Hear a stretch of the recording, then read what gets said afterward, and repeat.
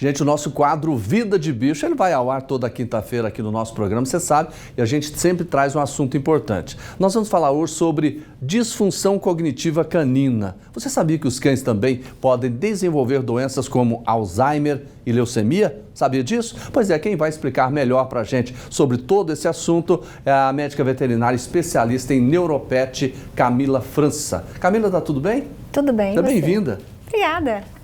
Eu não sabia que cão também tinha leucemia, essas coisas. Alzheimer, é verdade, é?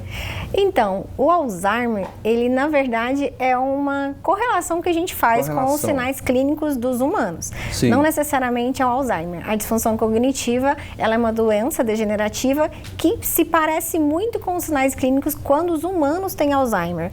Mas não a fisiopatologia é diferente. Como é que é? Então, pode acontecer em cães e gatos também, tá? Nos cães, o que acontece? Os animais, normalmente mais velhos, tá? Então, acontece em cães idosos, eles começam a perder alguma capacidade, principalmente de interação com o ambiente, eles perdem capacidade de aprendizagem, eles esquecem, por exemplo, o local onde eles devem fazer as suas necessidades, o xixi, o cocô. Então, eles fazem em locais diferentes. Uma coisa muito importante, eles perdem o ciclo de vigília e sono. Então, eles dormem muito durante o dia e durante a noite eles acordam e ficam perambulando. Pode ter sinais mais graves, como vocalização, como uma alucinação, mas normalmente esses sinais clínicos de perda, como se ele estivesse perdendo mesmo a noção de quem é o seu próprio dono, de onde ele mora, do local que ele vive. O que pode ser feito?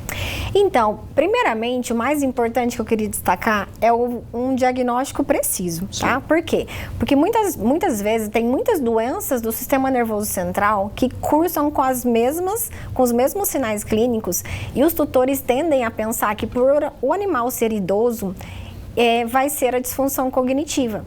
Então, assim, existem doenças que também causam os mesmos sinais clínicos, porque existe dentro do sistema nervoso central locais que, se tiver uma lesão lá, ele vai cursar com os sinais comportamentais.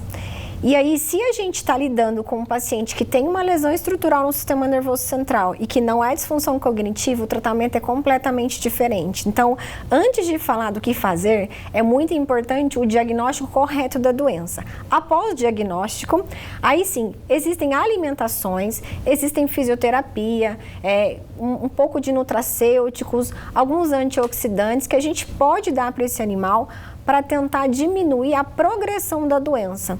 Então, a gente, são tratamentos que diminuem a progressão. A gente, muitas vezes, não consegue curar o animal. Não tem cura, né? É uma doença degenerativa. Mas a gente consegue melhorar a qualidade de vida do paciente. Isso é importante. Agora, quando a gente fala no tempo de vida dos animais, dos pets, por exemplo, dos cães, qual é o tempo médio de vida deles ou varia de acordo com a raça? Varia de acordo com a raça e com o porte do animal. Sim. Normalmente, animais de pequeno porte, como raças, por exemplo, Poodle, Yorkshire e Pinscher, eles têm uma vida um pouco maior. E isso, o Shih Tzu também, eles têm uma média de vida um pouco maior. De quantos anos, mais ou 14 e 15 anos, mais ou menos. 15. Já os cães de grande porte, como, por exemplo, Rottweiler ou Labrador, eles têm uma média de vida um pouco menor, ali entre 11 e 12 anos. Então, por que depende essa diferença mais por conta do tamanho? Por conta do metabolismo mesmo do animalzinho. Animais de pequeno porte, existe um metabolismo um pouquinho mais lento, que faz com que eles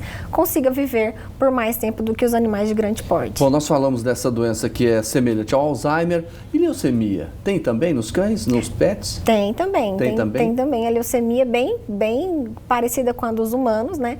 Que também tem a questão do diagnóstico e tratamento quimioterápico, como a gente vê nos humanos, também existe. E quais são os sintomas da leucemia? Isso. O animal, ele costuma apresentar sinais de fraqueza.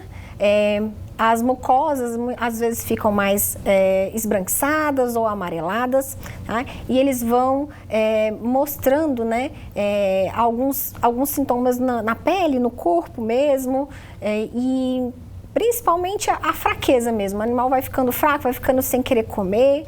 Aí, quando a gente vai fazendo, né, os exames, a gente percebe ali uma anemia que não é curada, uma anemia persistente, e aí com o diagnóstico a gente chega na leucemia. Quando a gente fala leucemia, a gente fica com receio, né?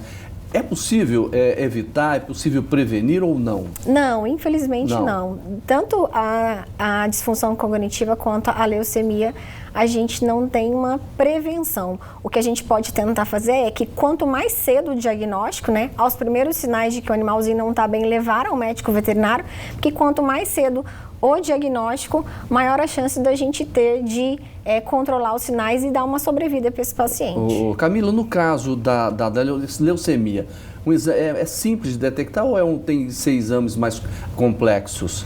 Não, é um pouco mais complexo, né? Mas a gente precisa fazer uma punção, normalmente uma punção de medula óssea, e a gente avalia aquele conteúdo para ver se realmente existe essa leucemia. Isso como se fosse uma biópsia ou não, mesmo. não é tão comum?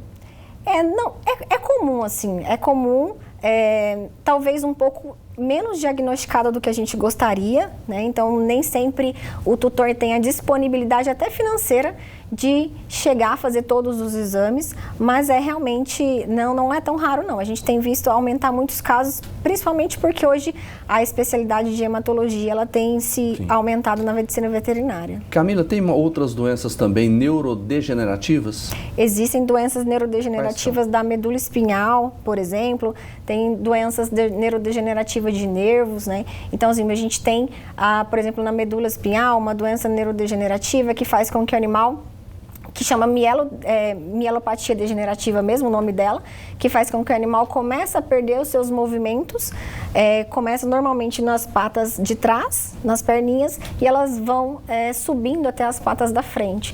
E é uma mielopatia que vai degenerando a medula espinhal do animal, então ele vai perdendo seus movimentos. Tá certo.